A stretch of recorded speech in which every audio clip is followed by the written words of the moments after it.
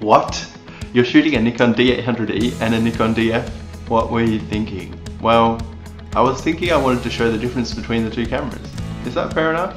Because now the Nikon D4S is out, which you can pay $6,000 for, over $6,000 for, why would you go and choose that when you can choose a D800e or a Nikon DF? And what are the differences between the two cameras? Who knows? Well, hopefully I can show you some insight into the different cameras, the sizes, the buttons, the configurations of the cameras. So let's get started. So as you can see, the cameras are slightly different in size, and I'll show this by putting them side by side. You can see the DF is significantly smaller than the bigger D800e on the left hand side. Now the actual sort of width of the camera is roughly the same. You'll find when I turn the cameras side by side, you can see that the D800e is much bigger. The actual specs though, the D800e, you're looking at 900 grams compared to 760 grams on the DF. And as I said before, the width is just, you know, about the same, or sort of the length, but that's probably a better way to show the actual height difference between the two cameras, because it is quite significant. Now let's just focus on the D800e for a while. My sort of preference was this camera over the DF purely for the button configuration. I found it much easier to use. So turning the camera on is very simple. I had my main sort of mode control, which I could operate with one sort of hand. I didn't have to use two hands, so I could hold the button down and just adjust it with my thumb. Now on the actual back of the camera with the viewfinder, I really liked that this one had the operating shutter on the viewfinder. So I could actually do long time exposures without getting light into the viewfinder, which normally would cause an extra stop of difference. The DF didn't have that. The actual configuration between your exposure meters, so spot metering, center weighted and matrix, was quite difficult to actually change. The actual button configuration I found difficult in some of the buttons compared to the DF, but I must applaud the video button, because that was really easy to use. Switch between camera and video and hit instant live record. Had no problem there.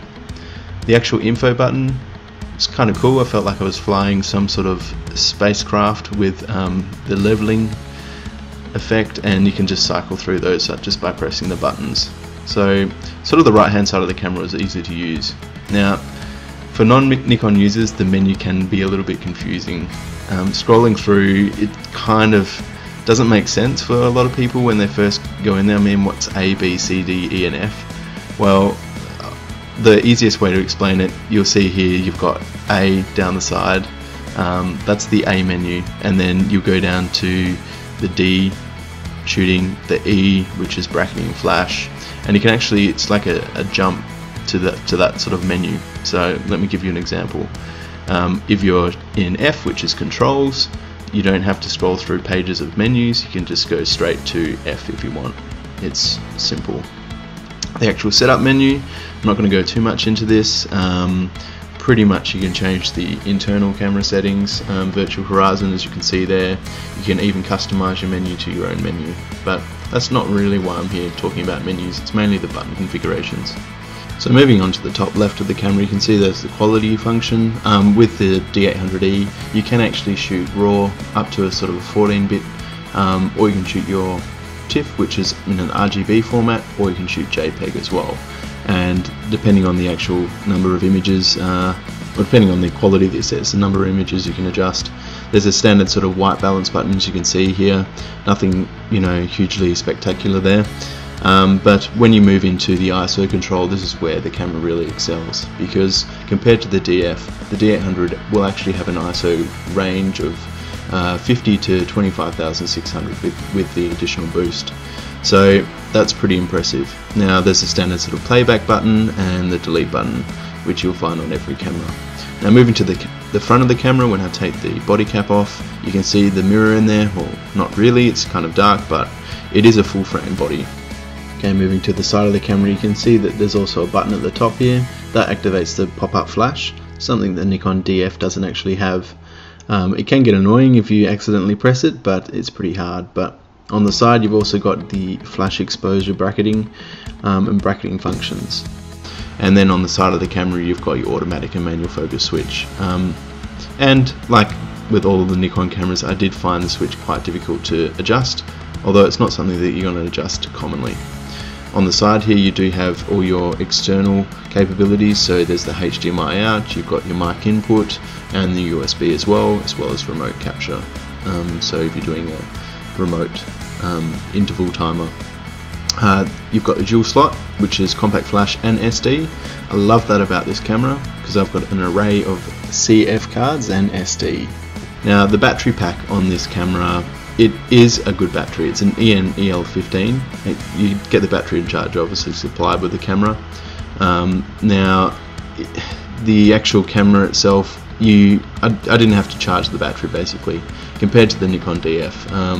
The battery on that one is an EL14A, which will give you roughly around 1400 shots. But as soon as you look at this camera you go, what?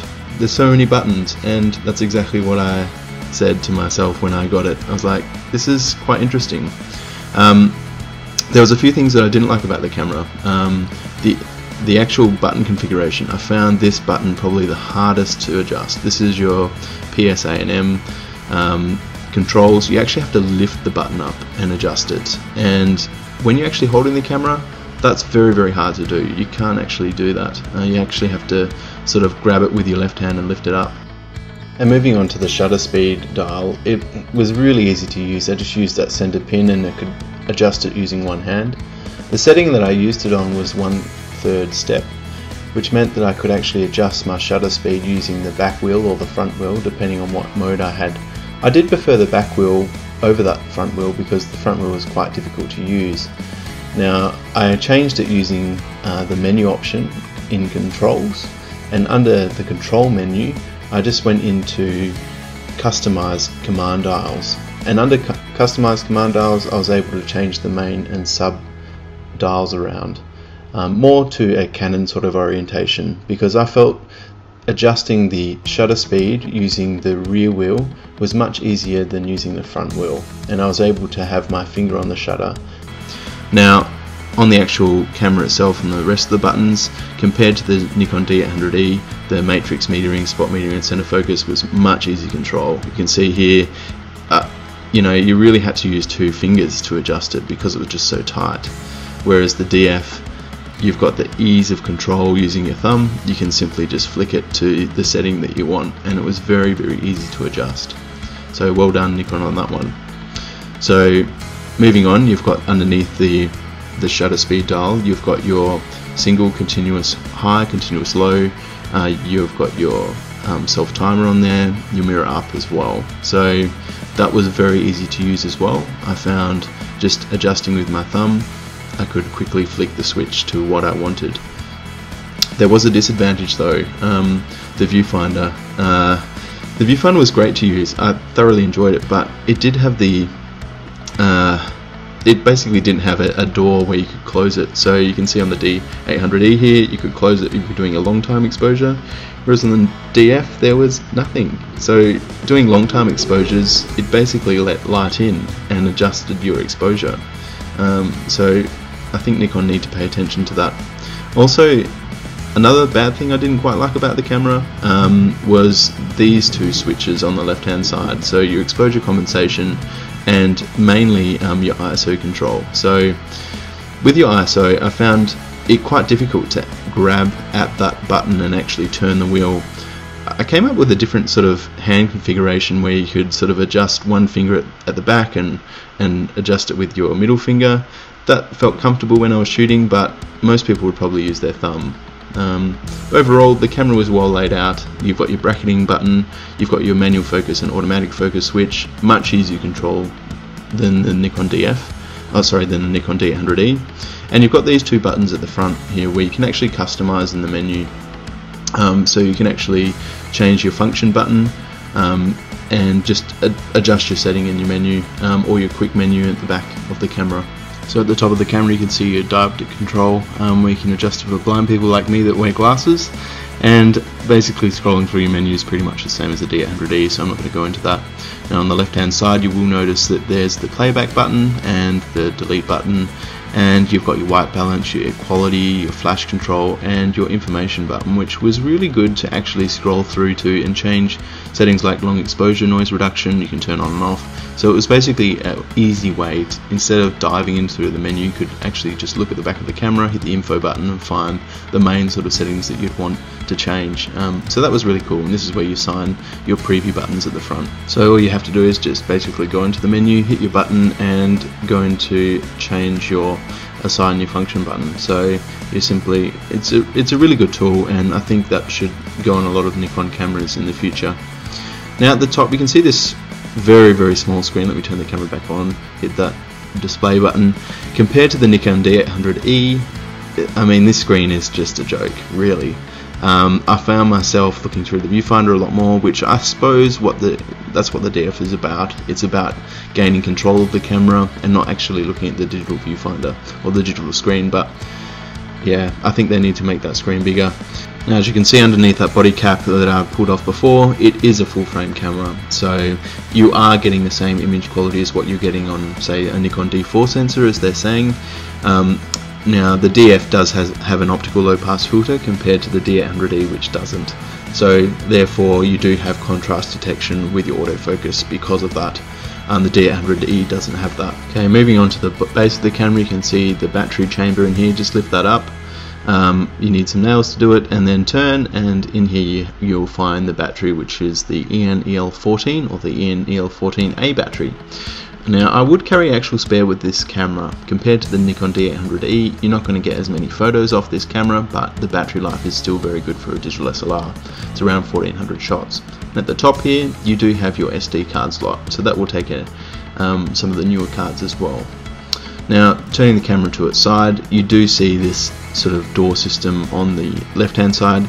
Now this I must applaud Nikon on. It's fantastic. They're individual doors. You don't have to open up, you know, 6 different configuration doors to get to the actual you know, the USB or to the HDMI or to the mic input.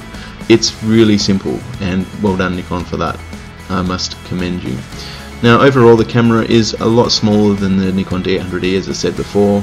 It does feel nice in your hands, but you do need 2 hands to actually use this camera.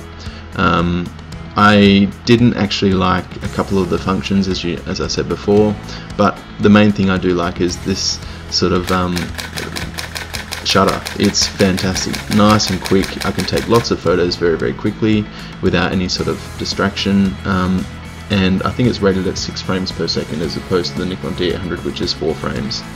Now the cameras side by side again. The Nikon D800e actually has the much bigger megapixels. This one's 36 megapixels as opposed to 16 megapixels on the DF. And that's one of the reasons why I'd go to the D800e, because of the more megapixels. I'd go to the DF if I was a landscape photographer or a street photographer who's got the time to change the settings.